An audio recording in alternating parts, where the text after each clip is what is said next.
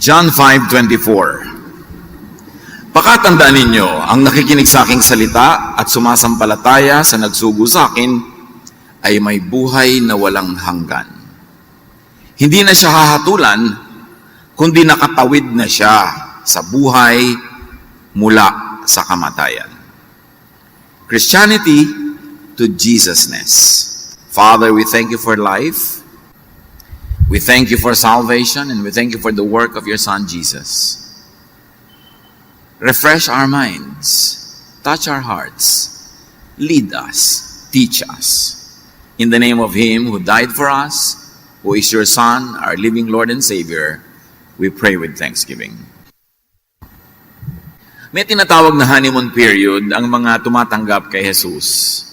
Yung mga unang araw, linggo, buwan, kuminsan taon, na parang laging spiritually high, laging parang ang ligaligaya, ang saya-saya. But after the honeymoon period, the usual Bible-based Christianity could affect negative feelings. Hindi laging nagtatagal yung ganong feeling. Because after stepping back on the ground, many Christians actually have feelings of failure. Na hindi naman talaga nila natutupad yung mga utos sa Bible, hindi naman talaga nangyayari sa kanila lahat yung dapat mangyari, and therefore it leads to feelings of guilt. And if not treated well, it leads to hypocrisy. They pretend that everything is well because everybody else in the church seems to be well. At itatago nila ang kanilang mga kabiguan, mga pagkakamali, pagkukulang, at kuminsan pa, to absolve themselves, they project their guilt on others. It can happen that people they do this, and it is because of a misplaced self-righteousness. O kaya naman, ang feeling ng iba, yung parang, wow, tagumpay na tagumpay sila sa kanilang spiritual life, na napakaayos ang kanilang buhay, tumino lahat. Sometimes it could lead to feelings of self-righteousness, which leads to feelings of judgmentalism, and unkindness, even cruelty to fellow believers who are failing. So, dalawa ang pwedeng maging negative feeling ng mga born-again Christians after the honeymoon period, so-called. O kaya a combination of those feelings. In the other areas of their lives, parang napakamatagumpay nila, nasusunod nila ang kautusan, pero in other areas, they fail. So, it leads to double-mindedness, sometimes to double lives. That in areas where they seem to be spiritually successful, they are very open, they display it, but in areas where they fail, they hide, living double lives. Of course, it leads to internal confusion, and in many other cases, to depression.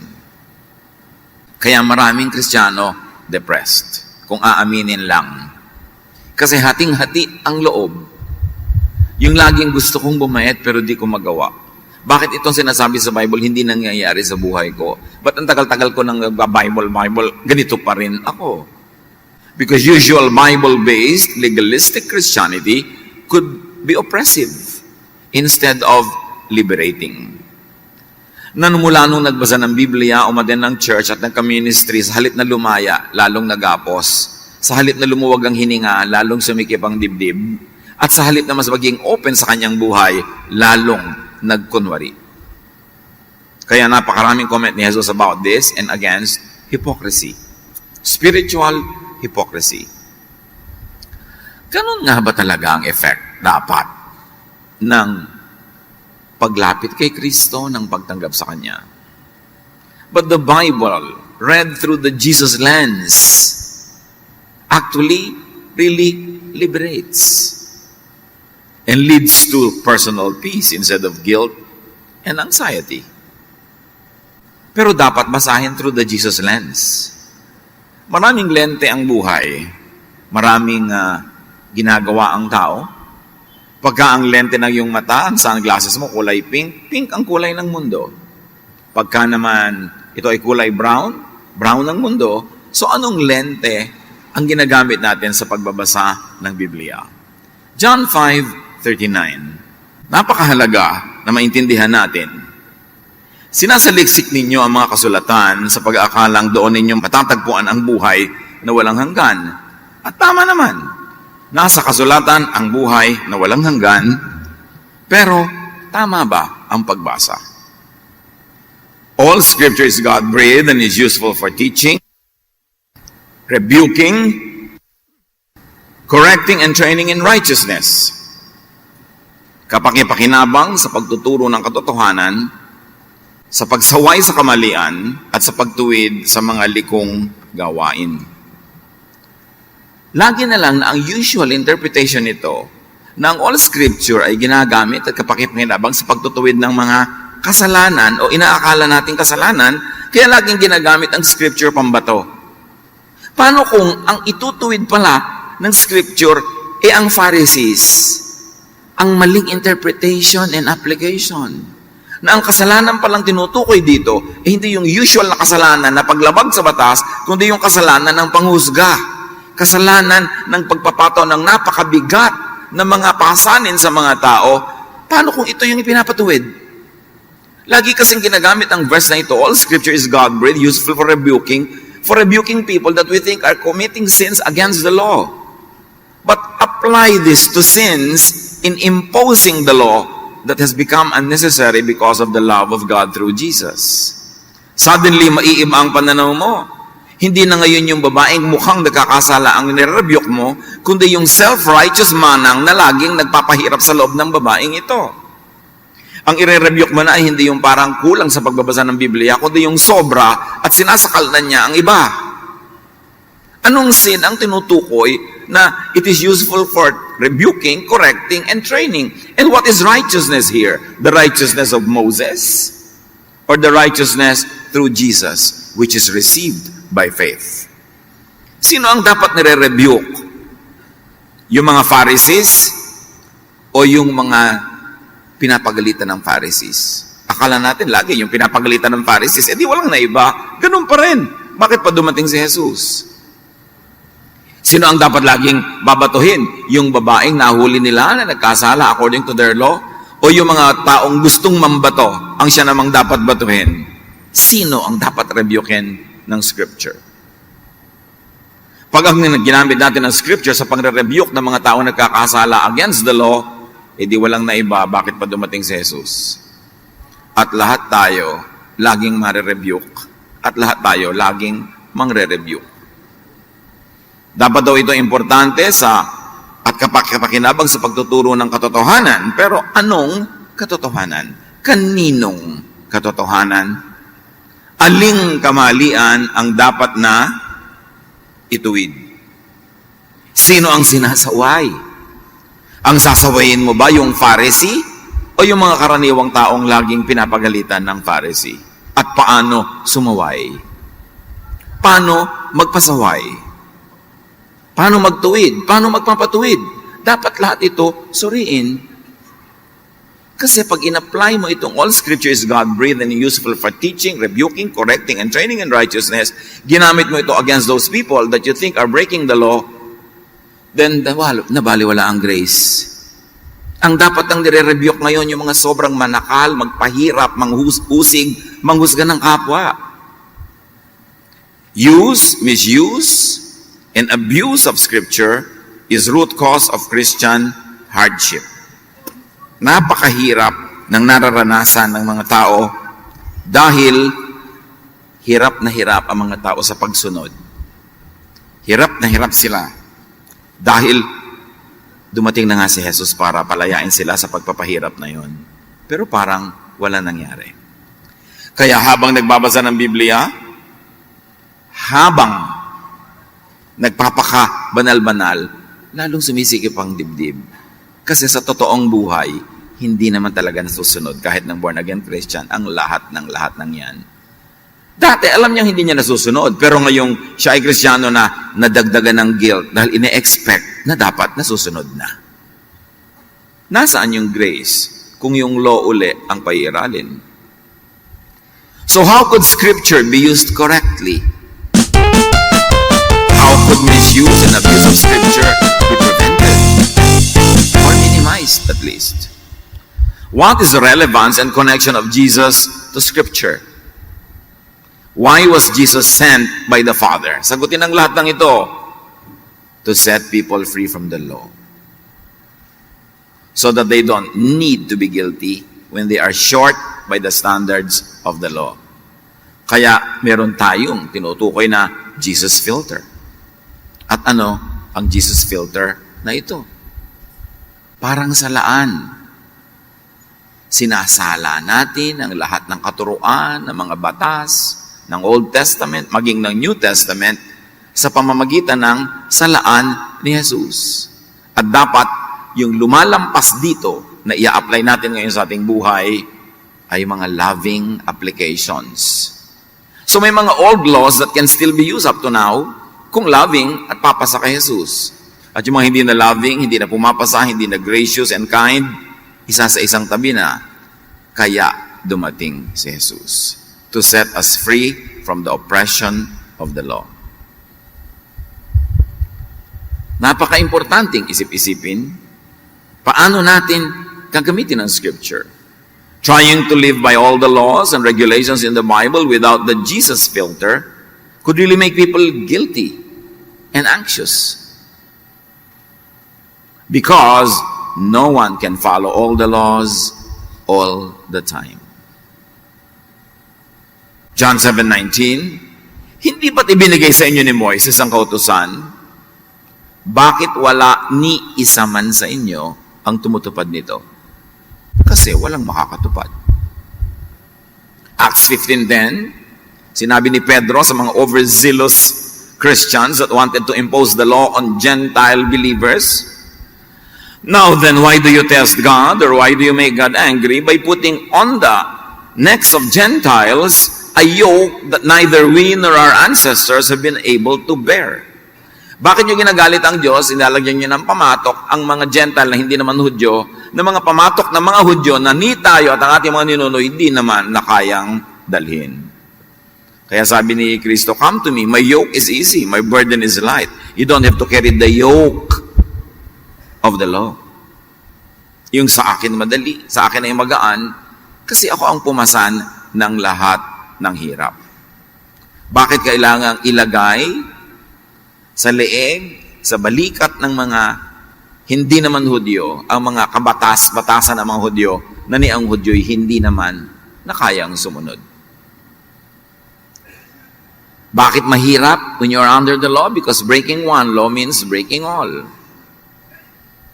Pagka sa law ka sumunod, kailangan sundin mo lahat. James 2:10, ang lumalabag sa isang utos, kahit tumutupad sa iba pa, ay lumalabag sa buong kautusan. Sa buong kautusan. Nasusunod mo ba lahat? Sa lahat ng oras? Sa lahat ng panahon? No. So ang feeling mo ngayon, guilt and anxiety. Kaya mas maraming nagiging neurotic na mga relihiyoso kaysa hindi. Kasi pag pumasok ka sa religion na law ang pinapairal, lagi kang masama. Lagi kang guilty. Kaya ang iba pinapahirapan ng sarili, hinahampas, lumuluhod sa mga pako, nag-aayuno, pinapahirapan ang lahat-lahat ng bahagi ng kanilang katawan para maibsan ang kanilang guilt feelings. Pero hindi rin, palala rin ang palala. Kasi minamasama nila ang lahat ng mga desires, minamasama nila lahat ng natural tendencies, ang lahat ng naiisip, lahat ng nagugustuhan. Nandun naman talaga yun, no matter how much you deny. Kaya tinanggap tayo ng Diyos sa pamamagitan ni Jesus sa kabila ng lahat ng yun. Tapos, matapos ang isang tao na tumanggap sa Panginoon, ibabalik mo na naman siya sa law, di pinahirapan mo lang siya lalo. Romans 7:7 and 9, kundi dahil sa utusan ay hindi ko sana nalaman kung ano ang kasalanan. Nang dumating ang utos, nabuhay ang kasalanan. Sinasabi ni Pablo, kaya tayo always feeling guilty because we're always focused on the law. Because the law will only make you feel miserable. The law makes you feel sinful. And always short of God's glory. Romans 3:20, sa mga mahilig sa law, walang taong mapapawalang sala sa paningin ng Diyos sa pamamagitan ng pagsunod sa kautusan. Sapagkat ang ginagawa ng kautusan ay ang ipaalam sa tao na siya'y nagkasala. Yung kautusan, Pag nanalamin ka, ang lagi lang sinasabi ng salamin, guilty ka, masama ka, mali ka. Sabi, yun lang ang ginagawa ng law sa atin. Romans 7:14-15, alam natin ang kautusan ay espiritual, ngunit ako'y makalaman at alipin ng kasalanan. The way Paul looks at sin and righteousness is very interesting kasi pinaghiwalay niya ang espiritu at ang katawan, which was the prevalent Greek philosophy in the first century of Christianity. Yun ang umiiral na kaisipan ng mga Griego na lahat ng bagay na makalupa, may kinalaman sa katawan ay masama. At ang tama, banal at maganda ay yun lamang espiritual, yung hindi nakikita, yung nasa langit. Kaya sabi ni Pablo, lahat ng may kinalaman sa aking katawan, makasalanan. Hindi ko maunawaan ang aking sarili. Patuloy pa niya. Sapagkat hindi ko ginagawa ang gusto ko. Ano ba yung gusto niya? Kung yung ideya niya kung ano ang kabanalan. Sabi ko, ano iniisip kong kabanalan? Hindi naman yun ang nagagawa ko. Sa halip, ang kinasusuklaman ko, at ano yun, yung mga sa tingin niya ay siyang tama, ay maling gawin, yung mga kinasusuklaman niya na unlawful activities, yung ganon, ang siya kong ginagawa. In other words, Paul was saying, yung natural na gusto ko masama. Yung maganda, hindi ko talaga magawa. Kasi ang katawan ko alipin ng kasalanan. That's why he felt very miserable. Because pagka-law ang pinairal, ang pag-akyat sa langit ay parang pag-akyat ng hagdan na ang mga baitang ay matatalim na mga kutsilyo. Ganyan. Subukan yung akyatin ang hagdan na to. Lahat ng hahawakan nyo at tatapakan, nahihiwa kayo, nahihirapan kayo, laslas na kayo, duguan, hirap na hirap. Yan ang pag-akyat sa Diyos through the law.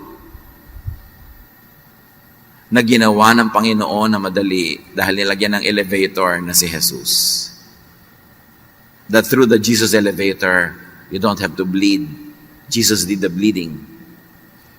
The yoke is easy, the burden is light.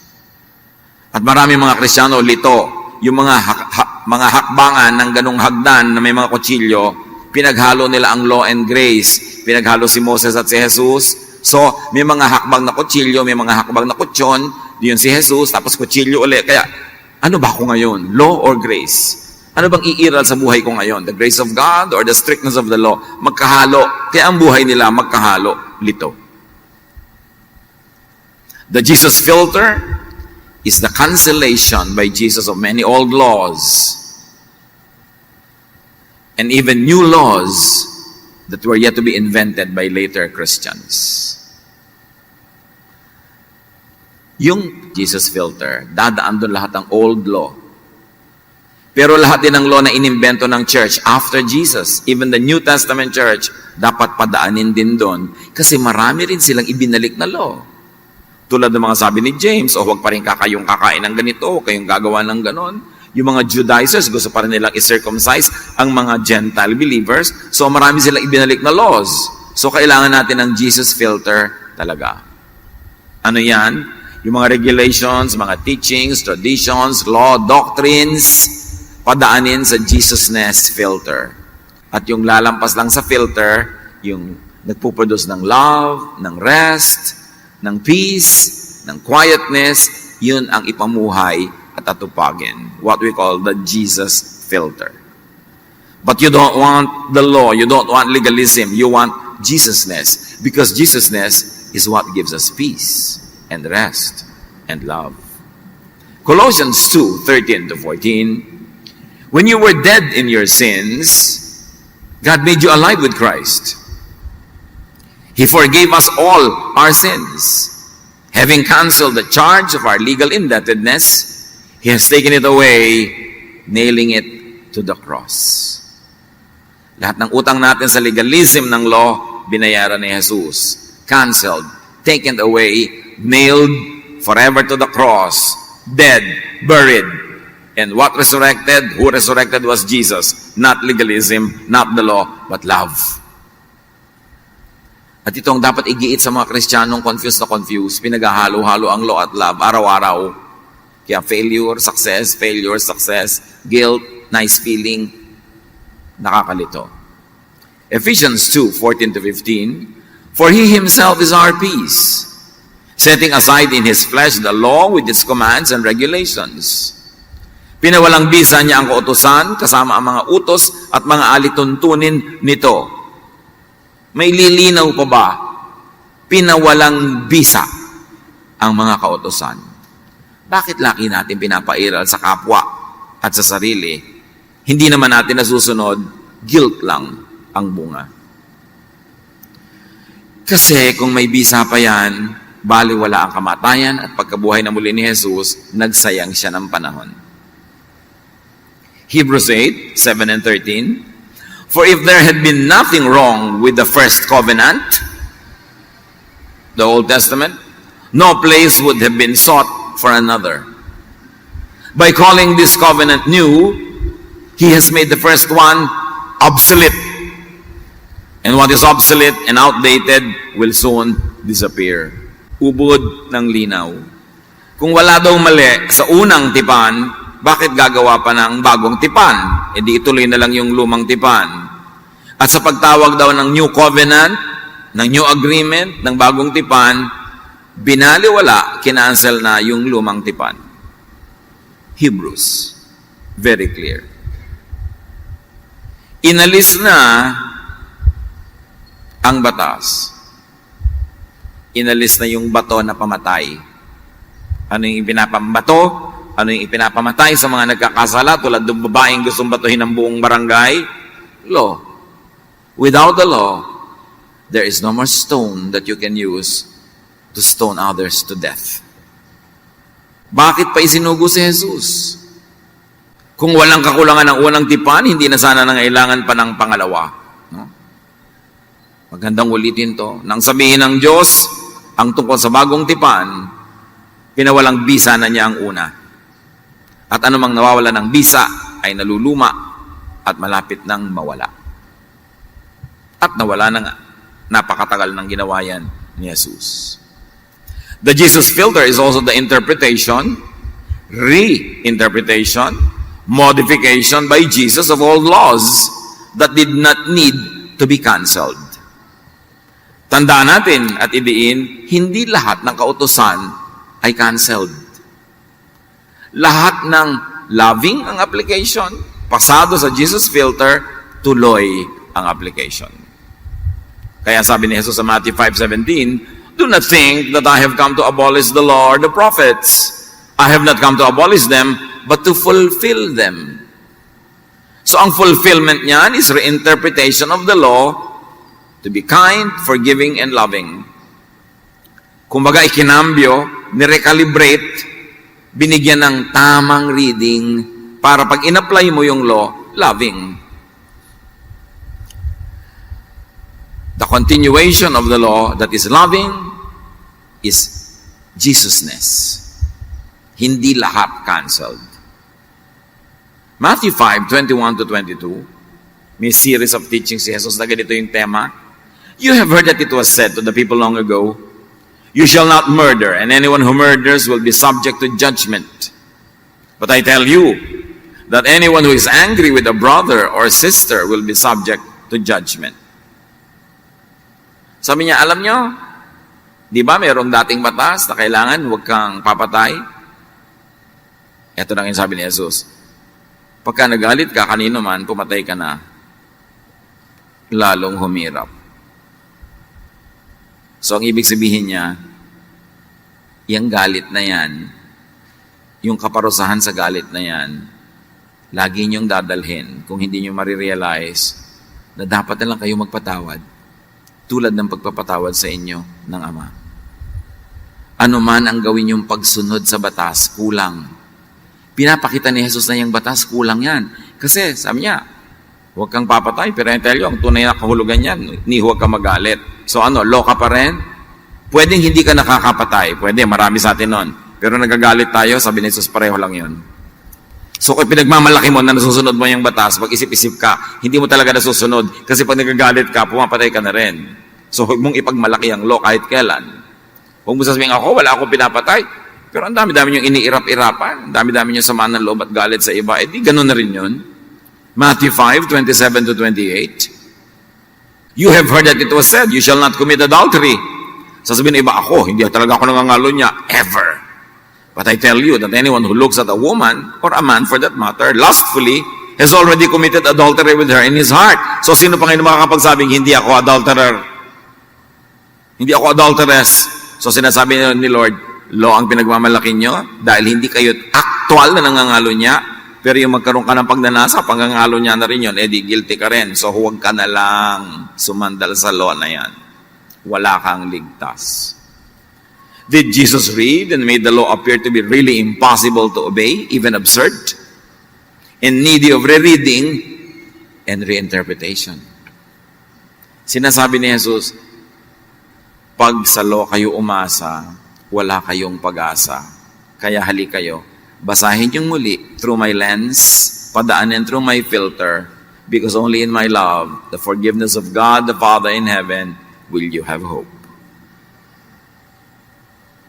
The Jesus filter is the standard by Jesus in dealing with one's shortcomings. At ano yun? Forgiveness.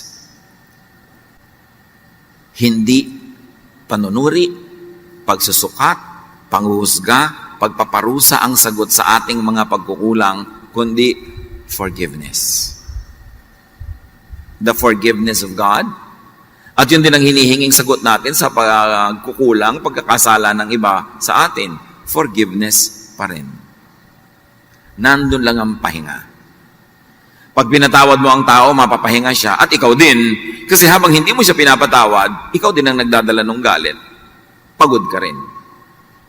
Matthew 6:14-15, sapagkat kung pinapatawad ninyo ang mga nakakasala sa inyo, patatawarin din kayo ng inyong Ama na nasa langit.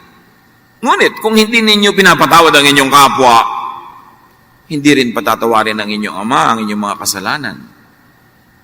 So para tayo mapunta sa Ama, it's not by obeying the law, but by being forgiven by God.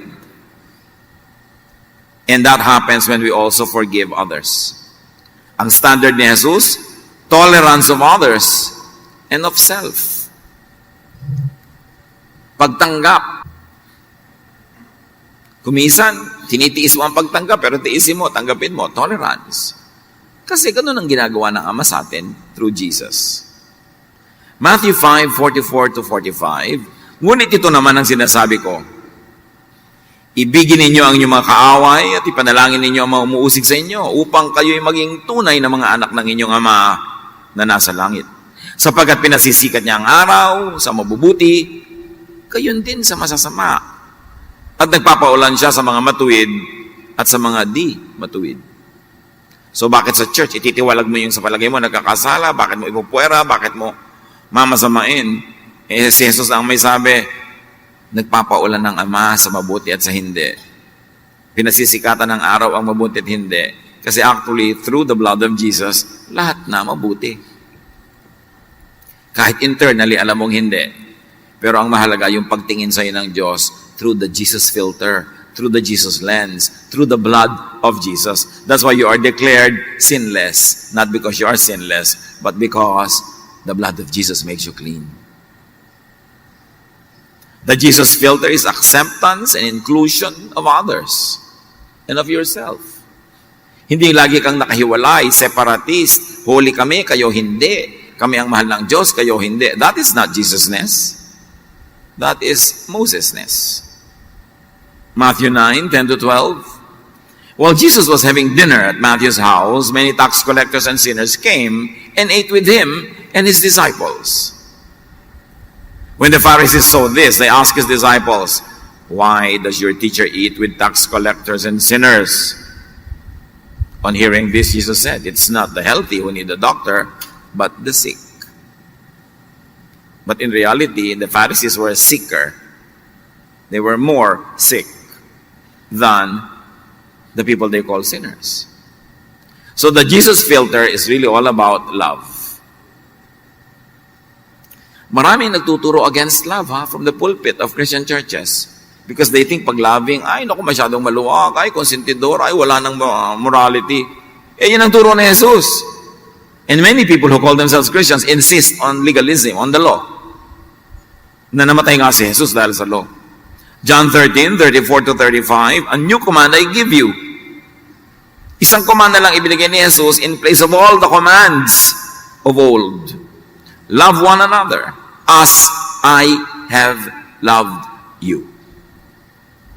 So you must love one another, which means walang patakarang pagtanggap. By this, everyone will know that you are my disciples if you love one another. Paano daw nakikilala ang tunay na tagasunod ni Jesus kung may pagmamahalan?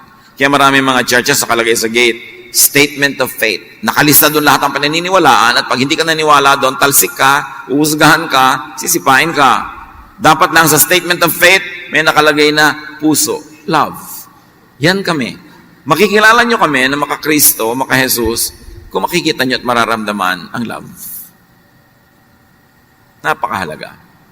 But let us not be unreasonable in our expectations of love. Nakit hindi ka na sumusunod sa mga regulasyon na para may kaayusan, mga human regulations for the sake of order, gusto mo itolerate ka pa rin dahil love, wrong application. Kasi hindi ka loving sa park mo, sa pag-park mo sa no parking area. Hindi ka loving kung hindi ka sumusunod sa mga crowd control and discipline dahil nakakagulo ka sa iba. So meron pa rin mga ganung uri ng regulasyones pero hindi may kinalaman sa personal holiness kundi sa public order. Dapat meron talagang mga regulasyon para hindi magulo. The Bible, when read, understood, interpreted, and applied through the Jesus filter, will not lead to burdensome religiosity. Dapat hindi bigat ang nararamdaman ng sumusunod kay Jesus. But this is what traditional Christianity had become. Instead, it should lead to fresh, refreshing, empowering, and enjoyable Jesusness. Kaya yung word na Christianity, nagkaroon ng napakaraming negative attachments. All throughout time, maraming Christians went to war in the name of God. During the Crusades, halos ilang daang taon yan, na nililipol ng mga Western Christians, yung mga Muslims sa Middle East. Kaya hanggang ngayon, meron pang sama ng loob ang mga yun tungkol dito sa Crusades. Maraming mga war ang mga Protestants versus Catholics. In Europe, ang dami-dami mga bansa ang sinakop, kinawawa, dinusta ng Western civilizations in the name of evangelism and in the name of God. Kaya yung word na Christianity, ang gulo-gulo na, marami nang kasama yon na negative. We should go back to Jesusness. Plain, simple, pure, minus the additions and subtractions of religion. Jesusness gives peace and rest, promotes love, and is really what Jesus teaches and gives. In fact, the first believers were not even called Christians. They were called followers of the way. And the way was Jesus. And the way was the way, the method, the style of Jesus. John 5:24, pakatandaan ninyo, ang nakikinig sa aking salita at sumasampalataya sa nagsugo sa akin ay may buhay na walang hanggan. Hindi na siya hahatulan, kundi nakatawid na siya sa buhay mula sa kamatayan. So, believers of Jesus have no business judging one another. Kasi sinabi, hindi na tayo hahatulan. What does that really mean? Huwag tayong laging mag-backslide sa law, sa style ng mahilig sa law na laging nangahatol, nanguhusga sa sarili at sa kapwa. John 10:10, Jesus says, I have come that they may have life and have it to the full. Full life. How can you have a full life when you're always guilty? How can you have a full life when you're always short of the law? You can only have a full life when you are rested and peaceful because you rest in the love of God through Jesus. Not something you earn, but something that is given for free. Not something that you keep, but is kept by Jesus in heaven because He always lives to make intercession for people like us. Matthew 11:28-30, probably the most repeated scripture ever sa atin because it's the central teaching of Jesus and should be the main effect of Jesusness. Come to me, all of you who are weary and burdened by the law yun, and I'll give you rest from the law. Take my yoke upon you and learn from me, not from the lawgivers, for I am gentle and humble in heart, not like them. And you will find rest for your souls, not stress, not anxiety. For my yoke is easy and my burden is light, not heavy like the burden of the law. John 14:27, peace I leave with you. My peace I give you. I do not give to you as the world gives. Do not let your hearts be troubled, and do not be afraid of the law and punishment. Marami pa, Kristiyano na nga, takot na takot pa sa second coming, takot na takot pa sa end of the world. Dumadating si Jesus, matatakot ka. Di ba dapat matuwa ka nun? Tinatakot kasi ng religion. Laging pananakot. Laging kulang ka. Repent. The end is near. Ang tagal ko na nag-repent. Ba't pa ulit-ulit? At yung the end is near na yan, 2,000 taon na yan eh. Wala pa rin naman. So bakit ko laging iisipin yan? Ang dapat isipin ko, mahalin ang kapwa, alagaan ang aking sarili at ang aking kapwa, magpaka-Jesus, at kung kailan man darating yan, hindi dumating, sabi nga ni Jesus, tanong kayo ng tanong, ni ako nga, hindi ko alam yan eh. Hindi yan alam ng mga anghel. Bakit nyo ba inuukil-kil na alamin yan? Ang alamin nyo ay paano maging maibigin. Ano mang oras kayong abutan ang end of the world na yan, kung ano man ang ibig sabihin yan, edi okay kayo because you're loving and you're being loved. Do not be obsessed with that, and do not be afraid. A-attend ka ng church, tatakutin to ko sa end of the world. Bakit pa tayo may Savior kung takot ang effect? Dapat pahinga. Kung ano mong oras abutin yan. Yung iba nagre-resign pa sa trabaho dahil marapit na ang end of the world. Samantala yung laging verse na binabasa nila, 2 women were working at the mill. One is taken, one is left. So nagtatrabaho sila nung abutan. So huwag kayo mag-resign. 2 men are working in the field. One is taken and one is left. So nagtatrabaho. So huwag kayong tumigil sa enrollment sa school, huwag kayong tumigil sa trabaho. Keep on living. At kung kailan tayo abutan yan, edi yun. Salamat. But relax. The world is in God's hands. Huwag tayong lagi na lang na natatakot. Kung kayo'y bagong-bago pa sa Panginoon, bagong-bago sa church, bagong-bago sa Bible, if you were just beginning to read and follow the Bible, huwag nang dumaan sa Old Testament Pharisees and New Testament Christian Pharisees. Diretso na sa Gospels. And up to a point, stay there. Focus on Jesus. Magbabasa kayo ng Biblia, sisimulan nyo pa sa simula, ang dami na nga na-cancel.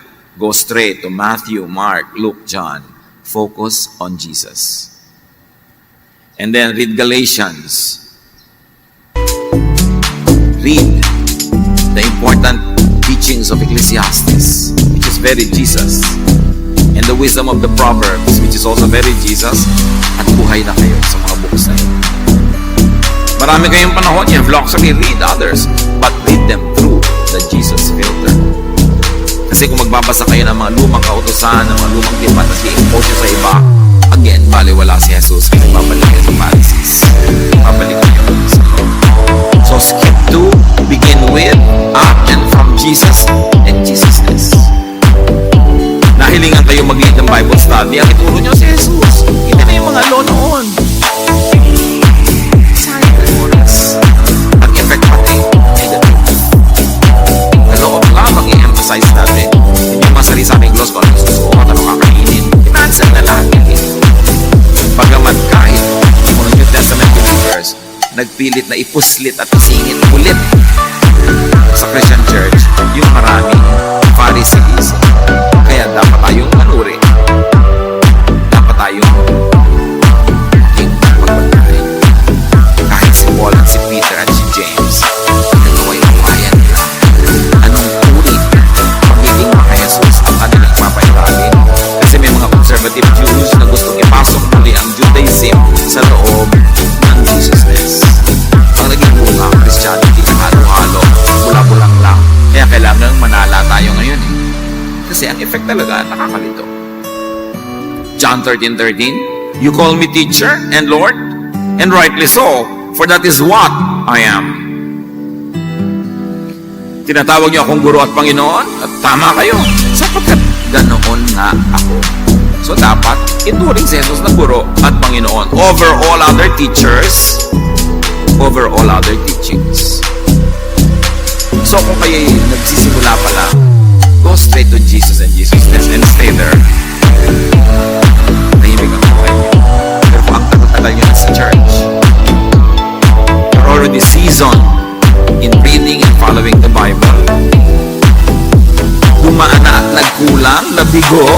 sumusunod sa Old Testament Pharisees and New Testament Christian Pharisees. At maraming ganon. Ang tagal nyo na, pero alam nyo pa rin, hindi pa rin nyo talaga masunod. You should know by now the difficulty, futility, and impossibility in living by many Old Testament and New Testament laws. So, wag na kayo magpasakit sa mga laws. Nakita nyo na patunayan na hindi talaga nasusunod. Huwag ipagpili. Romans 7:21-25. Ito ang natuklasan ko. Sabi ni Pablo. Kapag nais kong gumawa ng mabuti, ay yung mabuti yung according to the law. Ang masama, malapit sa akin. Ano yun? According to my human nature. Sa kaibuturan ng aking puso, ako'y nalulugod sa kautusan ng Diyos, pero hindi ko magawa. Ngunit may ibang kapangyarihan sa mga bahagi ng aking katawan na salungat sa tuntunin ng aking isip. Binibihag ako ng kapangyarihang ito sa kasalanang naninirahan sa aking katawan.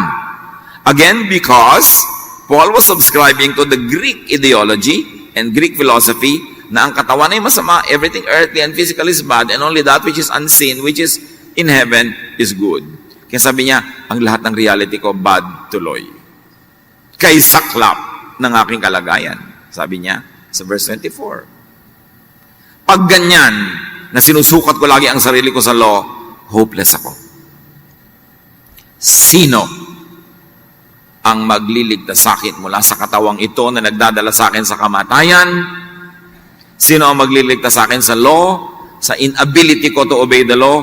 Wala nang iba kundi ang Diyos sa pamamagitan ni Jesucristo na ating Panginoon. Salamat sa Kanya. Sabi ni Pablo.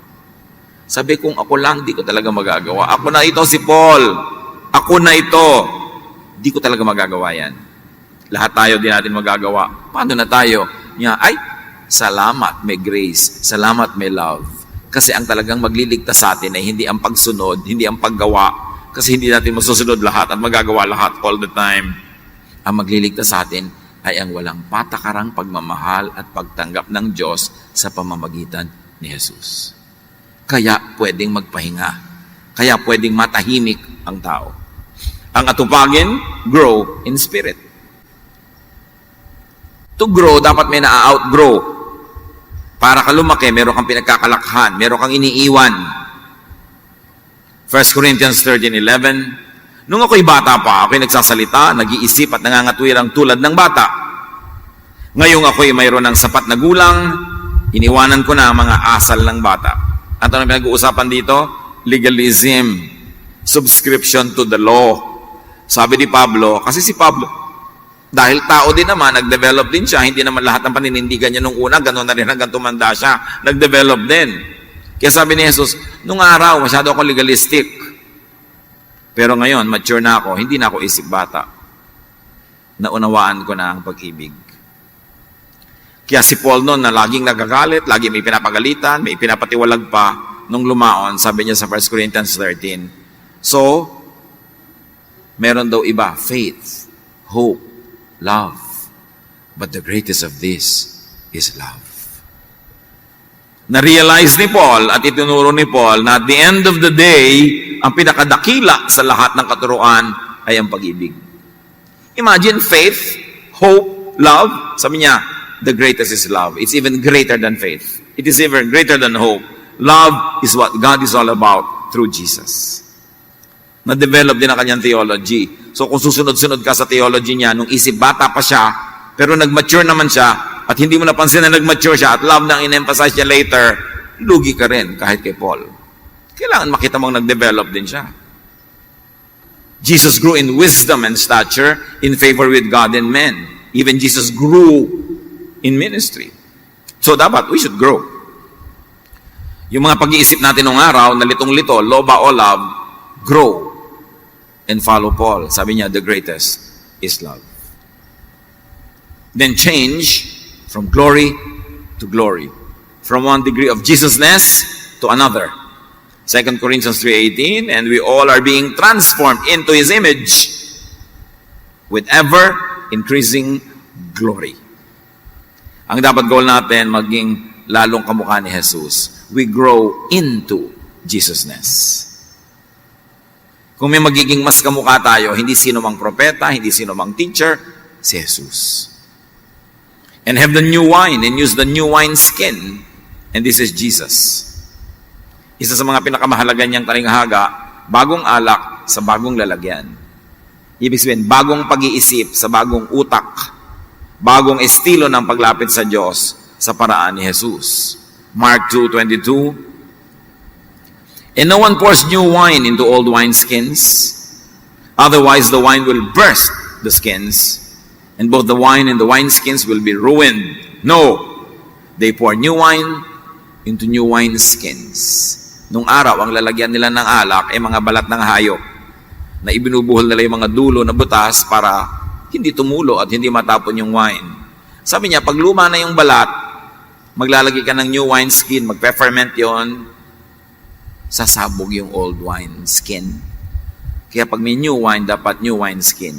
So may bagong katuruan, which is love against the law, dapat bago din ang utak natin na paglalagyan nun. Kung hindi, sasabog ka. Pag pinagsama mo yung old law and new wine of love, sasabog ka, malilito ka. Kaya dapat bagong pananaw, bagong utak, bagong brain. Be changed by the renewing of your mind. Sabi ni Paul. So grow into Jesusness, into the new mindset. Mas kamukha ni Jesus tayo dapat sa paglipas ng oras. 1 John 2:6, sino mang nagsasabing nananatili siya sa Diyos, ay dapat mamuhay tulad ng pamumuhay ni Jesucristo. Hindi ninuman. Then and only then will you understand Jesus and experience peace, rest, and love. Philippians 4:5 and 7, let your gentleness be evident to all. The Lord is near. And the peace of God, which transcends all understanding, will guard your hearts and your minds in Christ Jesus. So, maging banayad kayo sa inyong pananalita, sa inyong kilos at asal. At pag banayad kayo, mabait kayo sa isa't isa, maiintindihan nyo si Jesus. At paghaharian kayo ng kapayapaan. And then and only then will you actually truthfully practice loving. 1 John 4:7-8. Let us love one another, for love comes from God. Everyone who loves has been born of God and knows God. Whoever does not love does not know God, because God is love. Kung puro ka legalismo, puro ka kahigpitan, hindi ka loving, puro ka righteousness, tapos ang cruel mo, you don't know God. And God doesn't reside in you, sabi ng verse. 1 John 4:11-12, since God loved us, we ought to love one another. No one has ever seen God, but if we love one another, God lives in us, and His love is made complete in us. In other words, God, the invisible, is made visible by our love for one another. Pag nagmamahala ng mga anak ng Diyos, nakikita ang Diyos. Old, traditional Christianity is still burdened by the law. New wine, new life. In other words, Jesusness is all of love, peace, and rest. Huwag paghalu-haluin. The historical journey was from Jesus the way to Christianity. Dapat ibalik to Jesus again. Put Jesus back into Christianity. Put the love back. Be loving and enjoy your Jesusness. Mabuhay ang Panginoon. Salamat sa Kanya.